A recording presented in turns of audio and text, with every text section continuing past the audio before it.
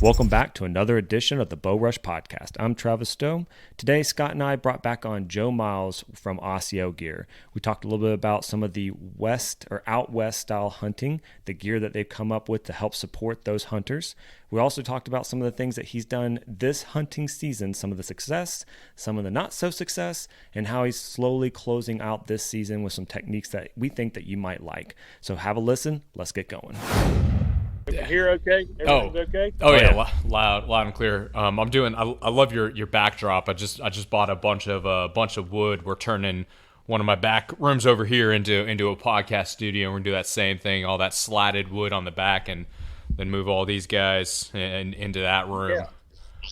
Nice. Yeah, I'm actually in my office. This is it's just a metal building that we had, some of this wood put up inside my office. So, a buddy's got a lumber yard, and this is actually cypress, and he cut it all and hung it, and heck, he didn't even charge me too much. So it was a triple win. There you go, man. Well, you've had a heck of a season so far. Mm-hmm.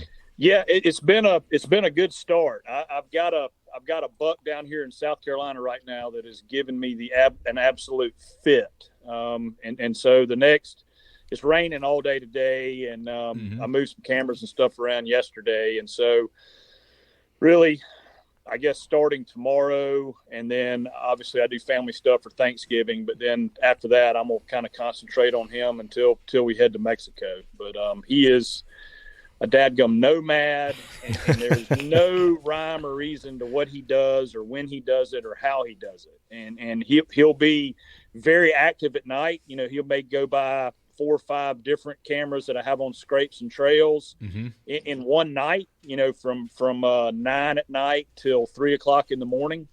And we're talking about 600-700 acre block. Yeah. And then he'll be gone for 4 days. It's bizarre. But hey, that's the challenge, right? How old do you think he is? I hunted him a little bit last year. He's definitely 4.5, could be 5.5. Okay. And most of the other bucks are broken up. They our rut's pretty. He's getting towards the very end of it. Okay. But he has somehow kept his entire rack. He broke up last year. He broke a 2 off last year, but this year he's still got everything. As of yesterday, he still had everything. So nice. That's good. Do you think he's just not fighting? Or do you think with him being that much of a ghost, do you think he's doing a bunch of traveling, staying away from other deer, and then when there are maybe mature bucks in the area or a dominant buck in the area, he's maybe laying low and just not fighting? Man, I think that South Carolina, where I hunt in South Carolina, like 120-inch deer is antler-wise is a big one, and this one is a little bit of a freak. He's probably going to push that 140 mark, which is super unusual for us, and I don't think anything is messing with him. It's a 3,200 acre block, and there's probably 25 guys that have access to rifle hunt the area, and there's corn piles all over the place. I mean, it's nuts that he hasn't been killed. But I do have some buddies that are free with their information, and they talk about getting his picture on their corn pile, but it'll be, again, 3 o'clock in the morning, and they'll have like 2 or 3 bucks that maybe are in there on it. And when he shows up, everything else is gone. Really? So I think that because he's an older deer, it's hard to get one to 4.5, 5.5 here. I think because he's an older deer and he's got some insane headgear for our area, that I don't think anything's messing with him. I think they see him and they run. He takes their doe. That's my thoughts. And I say that, and I'll look tonight and he'll have a whole beam broken off, as you very well know. No chances of going early morning on Thanksgiving before you actually have the family? Yes, absolutely. I'm looking at that, and for us, we're dipping down into the low 40s that morning, and so I've already started calibrating when I have to put the turkeys in the fryer and all that stuff. And so, yes, to answer that question, absolutely. I was talking to my son, and he was like, we're thinking about doing the early morning on Thanksgiving, but we had to be at my family's location around 12. So it gives us just about an hour or two window period. As like, if we get something, what are we going to do? I was like, well, I really don't know. We might be taking it to there while we're cooking up everything. I'm going to be, deboning the deer and everything at the same time. It'd be a really interesting feast. Yes. So I actually will get the pass if I get something that morning. I've got a brother and brother-in-law that will fill in for me. So I do have that box already checked. So that's a good thing. And my side of the family are all hunters. My dad, my mom hunted, my sister hunted. So everybody would definitely understand if I was a little bit tardy. There you go. That's a way to get some fresh backstraps for Thanksgiving. Without a doubt. Well, so you've kind of done a little bit of a state run this year. So Kentucky, Kansas, Texas, obviously South Carolina. Where else have you been, or what else is on the trip for this year? Yep. So I had high hopes in Ohio. There was a really big 6x6 up there that we got in velvet, and then we got out of velvet. And then the very 1st of September, it was a little bit unseasonably cool up there, and got a daylight picture of him. I actually went up there and hunted for 2 days, and never got another picture of him. No idea if I blew him out of there or what happened, but a guy ended up killing the deer 3.5 miles away from where I was hunting, and he ended up scoring, I think, 184 as a typical 6x6. So he was a hammer, but got killed. Congratulations to the guy that got him. But I'm keeping an eye on Ohio, and maybe that'll be a late season thing. Obviously going to be hunting here at home, and then Mexico. I'd love to go Texas, Mexico in December when their rut goes, and that'll be around the 3rd of December. And we'll go down there, and the rut down there is just insane. I mean, you're hearing grunting, snort wheezing, chasing every day, every hunt. It's awesome. It's a different world than what we're used to. It's feeders and all that, but the action is crazy, and I really like it. The weather's nice, and so it's fun. You tell me it's not in the 30s. You're having to be bundled up. No. I mean, it can get cold down there, but no, it's not one of those things that I'm taking hand warmers and a bunch of base layers and all that. No, it's a comfortable weather, good people, and it's. I know y'all do, and I do as well, man. You get into, like, when you travel and get into that rut grind, in a Kansas or an Ohio, man, it takes a lot out of you, and takes a lot of focus and will to really get after it. And it's nice to go to a spot where you're waking up 30 minutes before daylight, getting in the stand, sitting until 9:30, 10 o'clock, coming back, taking a nap, eating a good lunch, and then going back and doing it in the afternoon. So it's a nice break. It's just different, and I like to experience all the whitetail, the different stuff, the hard hunting, and then the more quote unquote gentleman type stuff that's a little softer. My old bones need a soft hunt every now and again. Well, how's your rut experience been this year? And I asked just because we just spent 5 days up in Illinois, and we were figuring this was gonna be the year that we hit it right on. And that heat, I mean, there was one day it was 75, and the lows were in the 50s, and that was if we were lucky. When, let's say, in the 50s, like 55, 56, 57, and just tanked any movement. Saw 3 shooters in 5 days, and the last day, of course, last morning we were there, 30 degrees, deer all over the place, grunting, clicking at each other, does are running. So how have you seen the rut this year? I know there's been some heat pieces, but in general, has it been right on track with what you've seen in the past, or are we kind of pushed out a little bit because of the weather? Yeah, it's been. I mean, I have been very fortunate and capitalized on some weather early in Kentucky, and then Kansas after a rain shower. I killed that buck in Kansas. But overall, everybody that I have talked with, I've got a good buddy in Kansas. It's an outfitter, and he said it was the worst first 12 days of not only hunting, but camera activity that he can remember. And it's all heat related, 100% heat related. He's used to bigger deer moving into areas that didn't happen the first 2 weeks of November.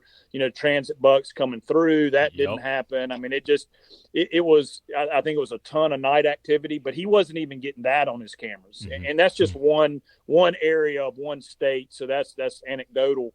But I know Don Higgins does the rut report, and you go back and look at his first 10, 12 days of November. That first cold snap there, the end of October, was really good. And then it just died. And I think it's picking back up now. I think, and that's normally what you see is they get in that lockdown phase, and, you got to grind and be in a funnel, and it can go from boredom to bam, there he is at 2:30 in the afternoon.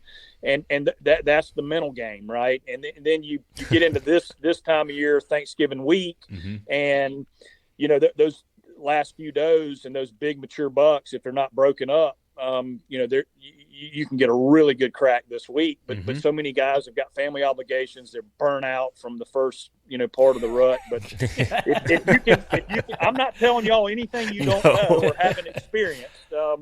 If guys can get out now, I think they can really capitalize on killing one. You think it's more early morning, midday, or afternoon, or do you think they should be doing all day sits? Yeah, I would do all day in the tightest pinch point funnel that you can find, grind, and yeah,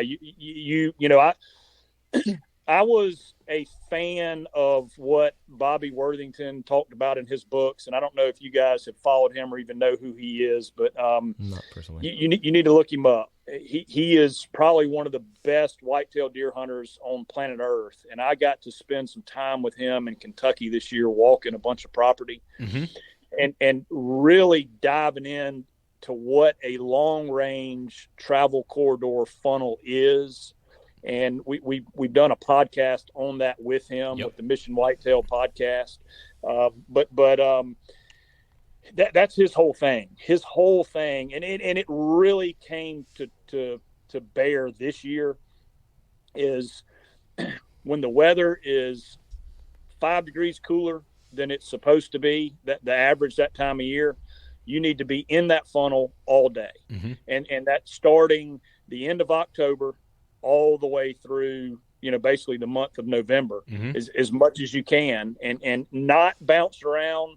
But we don't have time to unpack that whole thing. But my I guess my point is, if I was hunting right now in the Midwest, I would be in the tightest funnel I could possibly find. Where terrain forces deer, whether it's a big oxbow, in a lake, or in a river or a creek or a ditch funnel or something that's pushing them, 4 or 5 trails into one spot.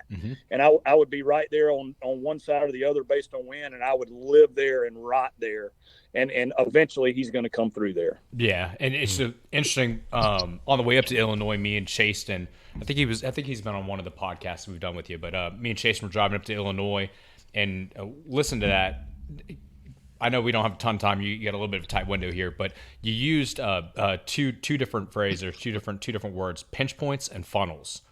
Can you define the difference between what do you see the difference between the pinch point and the funnel? I think the funnel would be where it starts to funnel the deer down. And when you go out and you find a deer trail, there'll be trails that just lead out to food, right?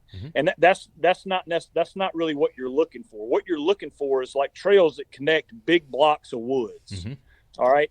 And you can get in those big blocks of woods and start following those trails, those major trails that lead long, long ways. And you find that stuff February, March, leaves are off. You find, and you can see they're real obvious. Well, you start following those trails, and eventually you're going to find a spot that goes across a big bluff, that's created by natural, or maybe a whole bunch of blowdown, but it'll be 4 or 5 of those trails that all come together in that funnel, and that pinches them down to that one spot. And there is, and Bobby's words are, there is one tree on 2,000 acres that you need to be in, that one tree, and you need to rot in that tree during the rut and pre-rut, because eventually they're going to come through there. Yeah. And between does, a doe may lead them through there, but so you got a funnel that starts funneling the deer down, and that can be field edges, it can be a different edges of like hardwoods and cut over. It starts to funnel them, but then there'll be a pinch, and they're to say they're easy to find. They're not easy to find because everybody's property is not set up for it, right? Yeah. But Bobby's thing is big bucks are where you find them, and big blocks of public, right? Big blocks of public can be great to go in there and find, the absolute perfect tree to be in. And there is a difference between a funnel and a pinch, right? The funnel is where they start to funnel down, and that's normally terrain, some type of terrain feature that starts to funnel them. But then inside that funnel will be the pinch, and it'll be like you may have 2 or 3 big blown down trees that force all the trails to loop around one end of them. Or like the one in Kentucky, and we're going to do a full hunt breakdown on that. It was a giant bluff on a river, and it was literally 7 different trails, and we'll blow the map way up where you can see the long range travel between the timber. And then it all comes to that bluff, and there was a giant log on one side and a big ditch. And then it was a really nice slope that went down the bluff, and that's where every trail ended up and went down there. And sure enough, that's right where I killed him. Right there, exactly like it was supposed to happen. So is that all from off-season scouting that you kind of found those 7 trails? We did that in March. Yep, we did that in March. Love it. Well, I know you're short on time. A couple things I did want to touch on. Osseo is really known for that flagship camo pattern, the Raptor camo pattern, right? Yep. You have another pattern out that I'm not sure everyone knows about, and we'll talk a little bit about it. But the Mossy Oak Elements Terragilla, where did that design come from? Why'd you pick that one? And kind of what's the use cases you're seeing guys use that for?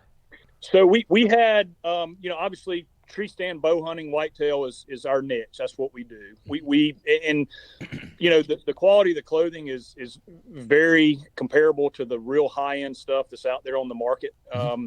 And we had a lot of guys asking, hey, do you have a pattern that is more conducive for ground hunting, spot and stalk?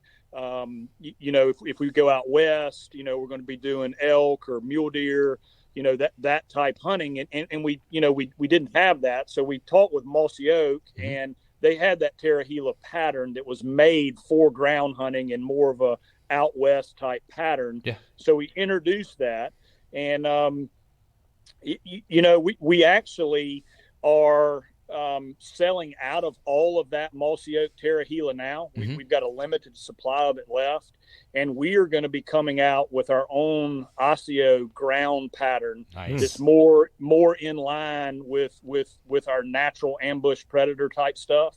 So we've got that in the works. That'll be coming. It'll probably be the end of 2024, 2025 when we launch it. But that was the thought process behind that. And we wanted to have a pattern that we could, help guys that are hunting on the ground. Now, we do have a lot of guys that turkey hunt that run our Raptor pattern. Oh, they're absolutely. sitting up against oak trees and pine trees and stuff. And that was never the intention with Osseo. But, man, the turkey hunters and Jay Maxwell out of Georgia, he's a big, big turkey hunter. And he's like, dude, this stuff is insane for turkey hunting. I'm sitting up against these hardwoods or pines, here in Georgia, and man, I've had hens almost step over my boots, walking by. So yeah, we're excited about that opportunity, and we want to outfit the guys as they need. The other piece is, you did come out with kind of the new product line this year, and one of the unique pieces that I got that I really like is the shooter gloves. I mean, it's a big jump up from the original gloves, right? The early season. But I've been wearing those shooter gloves all season. They fit really well. The finger, haven't been able to get your fingers out. And I've wore some other shooter gloves before. They kind of still cuts off. Either you can't get your thumb all the way out, it's just your fingertip, or it's so tight it's starting to cut off some circulation, or it's a pain to try and flip back over. Those gloves have just been, in my opinion, probably the best bow glove that I've worn. So great job on that. those. Yeah, we appreciate that. We're using kind of our outer fabric that we use on a lot of our other stuff, so they're windproof, so you can wear them in some colder temperatures, but still maintain that dexterity where you can feel your release. You can feel your bow hand. You get a big bulky glove on, and you sometimes, man, you'll have your release will go off too early or whatever it may be. So we wanted to it's a fine line there, and I feel like that glove really helps with the dexterity of being able to feel what you need to feel, and then obviously getting your fingertips out for guys that want to be right on their release. They can feel that the crisp trigger and the sear giving in and all that. So I like the glove and the fact that it's windproof. You're able to wear it down in some colder temperatures. How do you come up with those kind of designs? Because during the time when you develop it, are you doing it during that season when it's cold and you have to have people come out and do on in-field testing, or are you in a cold room? What are some of the things that require you to figure out what's going to be working and what's not? Yeah, so everything that's coming out is normally tested either 1 or 2 seasons before. So we've got stuff coming for 2024 that is prototypes that we're using right now. And we'll continue to use. And then I'm very fortunate with the Team 200 guys. We got guys that live up in Alberta, and I'm able to get them stuff to test. And the only problem with those Alberta guys is they're so tough. So you'll send them the stuff. They're like, oh yeah, this is plenty warm enough. And then my South Carolina bud will put it on, and I'll be like, I don't know about that. I need to add some more Primaloft into that bad boy. So, but yeah, we've got a great team of guys that'll test and give us honest feedback, which is so important. You don't want a whole bunch of yes men that are, oh yeah, this is great. We want guys know this stinks. You're trying to get them to tear it apart so what's really working. Yeah, ditch this. You got to go back to the drawing board, and so all that's really important. Yeah, the durability so far on everything that I've worn has been phenomenal. Being in Illinois, having to cross over old barbed wire fences, get through thickets, down. I mean, there's a lot of slate rock out where we hunt, so we're going down slate rock hills for the most part. So it's super durable. You've done a phenomenal job with the line, man. Well, we appreciate the heck out of that. And like anything else, you will, guys will climb barbed wire fences, rip stuff. They might sit on a nail in a stand or something, or, we've had all kind of crazy stuff, ripping buttons off. And we do offer the lifetime warranty. So, if something happens and everything's not perfect, you'll get a seam that'll break that wasn't sewn quite right. But we take that stuff real serious and offer a lifetime warranty. So, 5 years from now, you got a pair of bibs and you blow a seam out on them, we'll get them fixed or we'll replace them. So we want guys to be in good quality stuff and help them be successful. I love that. Awesome. I love hearing you guys back the product like that. Well, so I know we're coming up here real quick on your hunts this year. Is there a lesson you learned from one of those hunts that was new to you? Was there an aha moment that you had between either the successes or even the Ohio one where you weren't able to track down and harvest that deer? What was that aha moment you may have had this year? And we touched on it a little bit earlier. I am 100% sold on the funnel concept. And again, I think that's a little bit misunderstood. Guys are like, yeah, I'm in a funnel because it's like an hourglass shape of 2 woodlots and I'm in the funnel. That's not necessarily so. If it's not some major terrain feature that's forcing those deer, forcing is the wrong word, but convincing them. It may be like here in South Carolina, I've got the guy that owns this property is a big duck hunter, and he's got a fence around his duck pond so that the hogs can't get into his duck pond and eat all his corn, because we've got a ton of hogs down here. Yeah. Well, that fence won't allow the deer in either. So it forces them around one end of that duck pond. Mm-hmm. And then there's a big food plot, and there's a couple blowdowns. And so it creates a funnel because it's a physical thing mm-hmm. that's forcing those deer around. So I have really bought into that, and you're not going to catch me bouncing around a lot during the rut anymore. I used to do that quite a bit. Mm-hmm. Bounce around to different spots. I'd go find fresh sign and set up on it, or I'd quote unquote find the doe bedding area and try to get downwind of it. Man, I'm throwing all of that out during the rut. Mm-hmm. And in March, I will have my trees picked out. I will have my stands ready to go. Yeah, I may not hang them until June or July, but I'll have everything mapped out. If I get drawn in Kansas again, I'll have everything mapped out for my rut, and I'll have a north side or south side or east or west. I'll have a stand on both sides of that funnel. I have my access mapped out. Come hunting season, I will just rot in those funnels. And both deer that I killed this year in really pretty crappy weather, with the heat, mm-hmm. came through one of them was a funnel that we found while we were there, but the other one was 100% preset. And it just works like a champ. The only thing you have to be cognizant of is you've got to spend the time in the tree, mm-hmm. because you get out to go get lunch, and you got a camera in there, and it'll be. We've had friends that literally walk away, and a few minutes later, there's this on camera pop. They're just walking right by it, and that's just heartbreaking. Yeah, so that's it.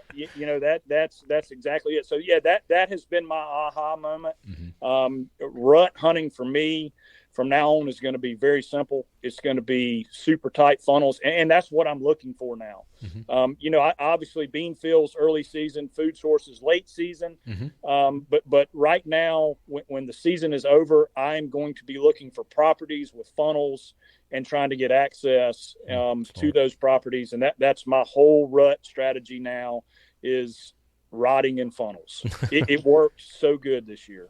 I love it. Yeah, I mean that's kind of always been not that exact thing, but that's kind of been how I've hunted, is finding down in Georgia. Right? We can bait, and everyone baits, and I've got no problem with baiting. I still have got corn out behind my house, and I think it's a great tool.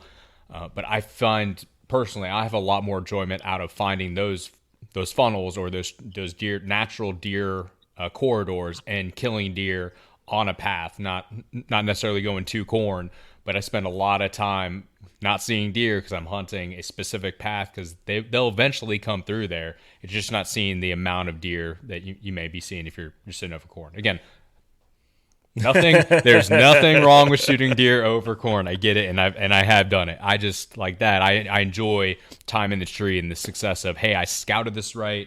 I picked the right tree. I understood deer movement to the best of my ability, and I killed something. It took 22 hunts, but 22 times in the tree, but I did.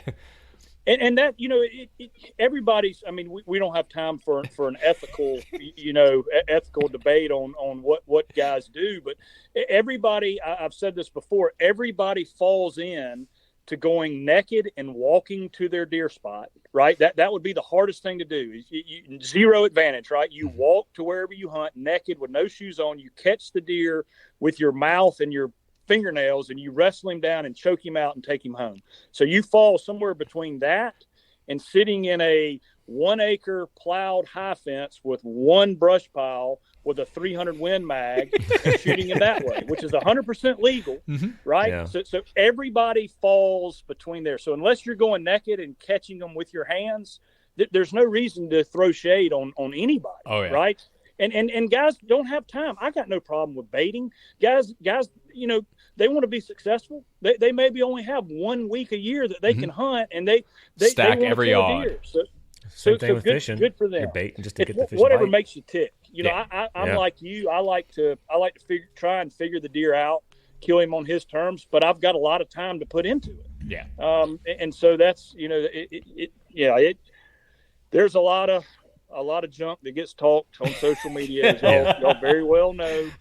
So it's something. You should see our group chat.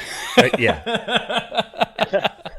Man, but Joe, I know you said you had a pretty hard stop. We really appreciate you coming on again. Absolutely. I think it's fair to say you're by far our favorite guest. We love having you on. Anytime you got something you want to say, more than welcome to jump on and chat with us. Well, thank y'all so much. Love what y'all are doing. And guys, if you're listening and you hadn't picked up one of their hats, those logos on y'all's hats is so awesome.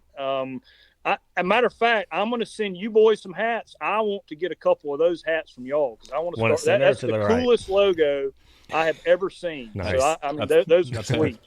Do you like offset or do you like it centered? I like that offset, man. That thing is awesome. Cool. So, guys, I don't know if everybody's listening to this or watching it, but if you can pick, I'm telling you, those hats they're eye catchers for sure. Thank you. We appreciate that. We are coming out with a line of merch that we're gonna have on the website. So we appreciate you liking the logo and liking the hat so much. We'll get you some for sure. Absolutely. Yeah, and text me I know we've got your address, but just text it to me and I'll walk over, give it to Cole. We'll get y'all some hats and shirts coming down. Awesome. Well, thanks, thank you, boys. Hey, thank you. Take care. All right, guys, take care. Bye. Bye. I really like talking to Joe, and I think and I think there's a level of comfortability there, right? I mean, this is the third or fourth, maybe fourth. It could be the third, but it might very well be the fourth. Yeah, he's such a great guy. I mean, he does have a great camo line, right? Great company, but he really practices what he preaches, and you can see that in Mission Whitetail, right? His podcast. He really comes across very genuine. Wants people to learn more, and he's always open to learning. Like he was talking about the guys that he's done some season scouting with, learning from them. He's always trying to learn and become a little bit better. Like he said, he's scrapping everything he's known before. So it doesn't matter the age. It doesn't matter what you know. He's going in the mindset that and that's what I think you maybe said a long time ago is like, if you're not willing to learn more, then why even bother doing this? I mean, the whole purpose is learning, being better, being the best hunter you can be. He's clearly showing it. Yeah, absolutely. I'm super excited for the new pattern he said towards the end of 2024. It's going to be a little bit more in line with their Predator style, which is what that Raptor camo pattern is. And the current one is almost running out, though. He's got a limited supply. Yep. Yeah. So they're doing a big sale on it. I mean, I think it's like $300 for a full set. Yeah. I mean, it's actually used his product, knows his quality, and then that's a great price to get something like that. Yeah. So same designs as the Raptor camo that most of us have. Just different pattern. So same designs and that stuff all works. I mean, it's the Sherpa line pants that I just got for this season have been phenomenal. Illinois, they've done really well here in Georgia. They've held up to everything I've thrown at it: saddle hunting, sitting in stands, climbers, walking through a bunch of nasty stuff. Keep you warm, but they're not super hot. So I've been able to wear them in that. I need to get the mid-season hunts because I still got the heavy late season when it's really cold. Yeah. And so it makes it difficult for me to use it because that's the only thing I have currently. I need to start investing in some mid-season hunt gear that would make it a little bit more easier. Yeah, I think now my balls off. I think Rice is on an Osseo. Chasten is Ivory. Ivy. Ivory. Yeah. I don't know why I say Ivory, but yeah, Ivy. Yeah, finally got him in it. He's on it. You're on it. I'm on it. Is Mizell? No, he's talked about it. I don't think he's bought it yet. All right, we got to get him over. But you guys, we really appreciate you guys listening. We've got a lot that I know we've been saying this for a while. We've got a lot coming out. We're finishing up the actual podcast studio. We're going to move to a video format. Yeah. Maybe not for every episode, but for some of the episodes, we're moving to a video format. We do have a merch line that we're coming out with. We're finishing up some ideas with the team on kind of some style designs, some sayings, phrases, sayings and phrases that are going to shirts. We got some fun ones. So keep an eye out for that. And if you get a chance, if you're looking for even if you're looking for a second set of camo, right? You got something that you love and you rock, but you want a second set of camo, or you're looking for a first set of camo. Go look at Osseo. Their stuff is phenomenal. They might even have time to get it for Christmas. Absolutely. I mean, the great stuffing stalker. Well, I guess it'd be bigger than a stuffing stalker, but you can definitely put it under the tree. At 50% off seems like a stocking stuffer to me. That's true. Yeah. But great gear, great company. You heard, they've got a lifetime warranty, so they back their product. which you don't get from everyone. And man, they ship quick. I mean, I think every time we've ordered from them, we've got it within a couple of days. Obviously, we're one state away, but they turn around and ship real quick. Customer service has always been phenomenal. You call. Even if you don't get someone, they get you call right back. Sent in emails, got a call within 15, 20 minutes from them. So phenomenal team over there. So go support a great company. I agree. Well, great, man. You have anything lined up for the rest of the season? So I'm sitting with an Illinois tag and a Kentucky tag in my pocket, and I'm pretty sure I'm going to eat tag soup on the Kentucky one. I don't know if I'll be able to get back up there. Illinois, there's a chance I get back up there before season ends.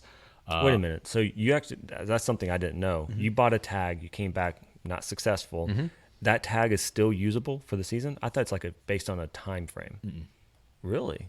That's good. I didn't know that. Okay, so if you buy a tag, I'm trying to. No, I got the full season. So you can buy multiple days or full season long. Obviously, if you buy a 3-day license, you have your tag and you have your hunting license. If you buy a 3-day license, your tag is still good, but you'd have to buy more hunting days. Okay. If you buy the whole season. So the tag is good for the year? Tag's good for the season. The season, right. Okay. And part of that depends on state, right? There's some that it's a archery only tag.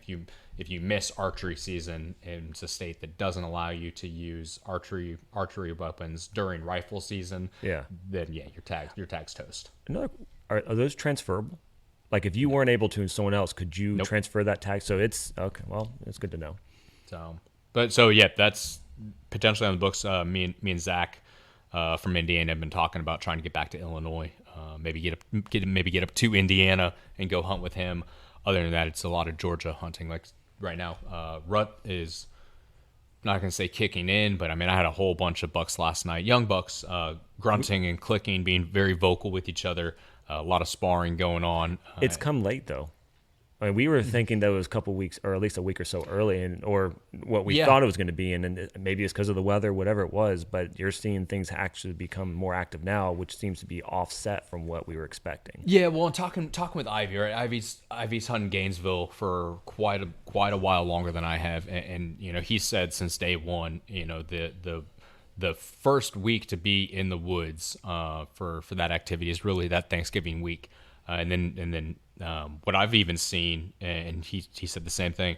Really, as you get into that the late part of the first week of December, second week of December, that's when you get a whole bunch more activity. And I've had the same thing here on the property that I have. Every year, I've had multiple bucks and a lot more activity directly by my house that late first week, second week of December. Yeah. So I'll be in the woods then. But today, I'm going to run out and get in the woods.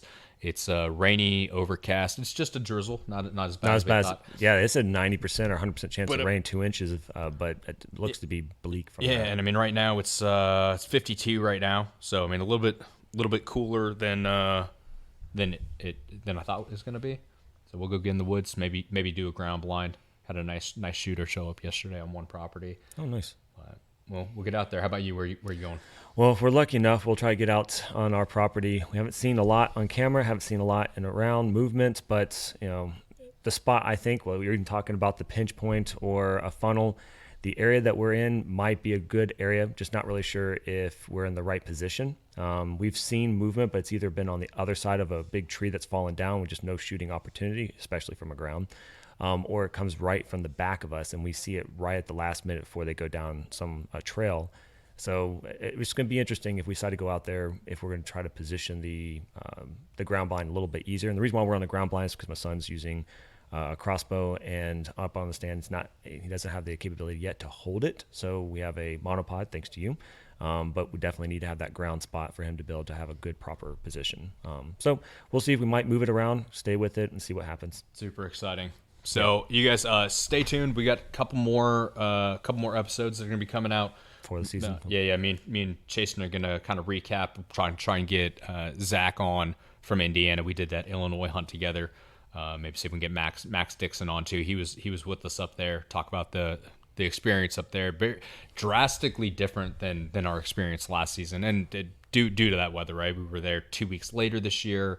We thought the moon phase we thought was going to be the deciding factor, but that weather, the heat, just changed it. Really changed things. So it hunted very, very differently than it did last season, between where does were bedding, where wind movement was occurring. So we'll get in chat about that. Talk with Ivy. He's chasing a monster down in Atlanta right now. Nice. See if we can get him on to talk about that. He's hunting out of a very unique blind. We hunted it last year a couple times, but we think he'll get it done. If we get a chance, might even my son was successful. Heck yeah, and absolutely. For multiple times of hunting with me, he's finally became successful, became what I would consider what you'd say a true hunter now. He's been able to harvest a doe, and he might be able to get on maybe a quick blurb of what his experience was, which was pretty cool.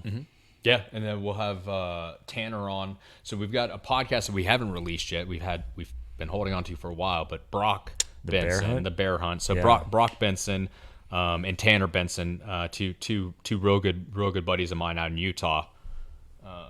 Yes, we are still here. Let's stay in the call.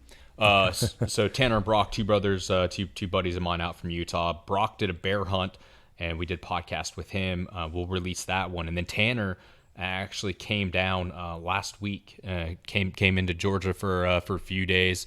So we went and did some urban deer hunting, and I mean, just an absolute blast to take someone hunting, and kind of going off, you taking your son hunting. I don't have kids, but I've got buddies who want to hunt or want to learn how to hunt, or that's just as cool of an experience. I'm telling you, it was very cool to see how shook up. He had a buck come in full tilt down a hill right at us, and after the fact, as all the hunting he does, chasing mule deer, chasing elk, he's like, man, I don't know what to do. Like I've never had a deer come straight at me and come to 7 yards like that deer did. So it's a very cool story. Get his side of it, kind of get his take. He called me actually yesterday, itching to try and get back down here, because he said he got a high out of some of that urban tree stand whitetail hunting that he hasn't had in a while. And that's why so many people love whitetail hunting, is because of those things. Yep, absolutely. So we'll have him on to do a couple episodes there. So lots coming out. We appreciate you guys sticking with us. If you have questions, a couple places you can find us are mybowrush.com. Follow us. We'll give you the direct links to our social media accounts. And then one of the things we've been trying to implement is throwing in some things within TikTok. We do have a few videos out there, some really cool ones. Check that out. Everything is My BowRush. So if you're on Facebook, Instagram, and even TikTok, you can find us through at My BowRush. Well, we appreciate everyone listening. Appreciate your time, questions. Get us on one of the socials. And if you got a cool story, something you learned this season, maybe you took your kid out hunting for the first time, or you just had a cool experience yourself hunting in another state, learned something in the state you've been hunting your whole life. Yeah. Just call us, let us know. We'd love to have you on. This isn't just about having, name guys on. We want to hear from guys like us who, are weekend hunters for the most part. Yeah. So call in. We'd love to have you on, and we'll talk to you soon.